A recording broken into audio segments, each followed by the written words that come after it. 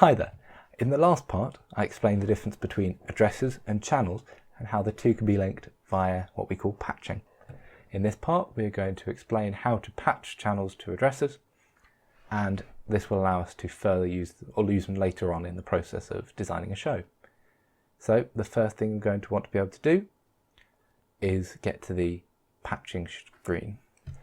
This can be done either by clicking on this button up here to bring up the virtual console, and then selecting patch from that, by hitting the plus symbol down here and going to patch screen, or by hitting Alt and double tapping A on your keyboard. Once you've done that, you will get this screen up. You'll notice there are two columns, one called channel and one called address. This shows you which channels have been patched to which addresses. So to start off, we're going to start nice and simple and patch channel 1 to address 1. To do this, we type the channel number we want, 1, it'll automatically type channel, and then hit @ So on a normal keyboard, this is A. On the virtual keyboard, it's called @ and it'll be found near the bottom middle somewhere. Hit @ and then type the address number you want, so in this case 1, and then hit enter. As you can see, we have patched channel 1 to address 1. This information has been filled in automatically. We don't need to worry about it for now. It'll come up later when it's important. It doesn't have to be patched one-to-one like this.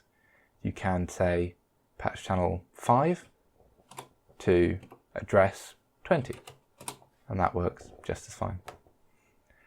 If you want to patch multiple lights at the same time, so say we want to patch channels 7, 8, 9 and 10 to addresses 13, 14, 15 and 16, we can do the first channel in that list, so channel 7, press through, which is the letter T on the keyboard or is found on the virtual keyboard, and then 10 in the ending channel, press @ and then type in the initial address, which I believe was 13. So 13, and hit enter. As you can see, it automatically does 13, 14, 15 and 16. This can be fairly useful if you're doing a large swathe of lights and they're all luckily in numerical order. However, a lot of the times we don't need them to be one after the other, we need to have gaps in the middle. So to do this, select again your starting channel, through your ending channel, @ and then your starting address. So let's start with 25. And if you come down here to the right, you'll see there's a button called offset. These 6 buttons down here are called soft keys, and they vary depending on what you're trying to do. So in this case, we should have one called offset. Click on that and say offset of 5 and hit enter. As you'll see, it's now 25, 30, 35, 40, 45, as opposed to being 25, 26, etc.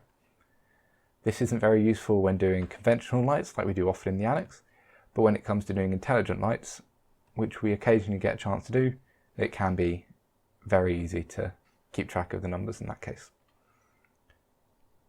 The final thing we're going to cover today is how to unpatch and remove any mistakes you've made.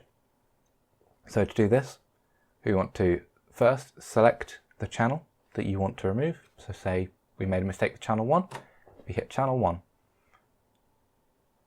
First way we can do that, if we press @ and then just hit enter, it'll ask you to confirm. You hit enter again, you can see it's unpatched the address, but it's kept the type. If you want to remove both the address and the type, then you type the channel number you want, come back down to your soft keys, you'll see it says unpatch as soft key 4. Hit unpatch and press enter. Again, you'll be asked to confirm, but when you confirm this time, it removes everything. And finally, if you want to delete the entire channel, you can press delete first, and then type your channel number and hit enter. It'll ask you to confirm, but once you do, you can see it removes every trace of that channel ever existing. That's not a very useful way to do it, but it's good to know that you can.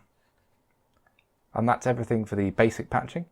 If you guys wish to learn how to do multi-parameter devices or compound channels, then please leave a comment or message me and I will try to get around to make a video for that.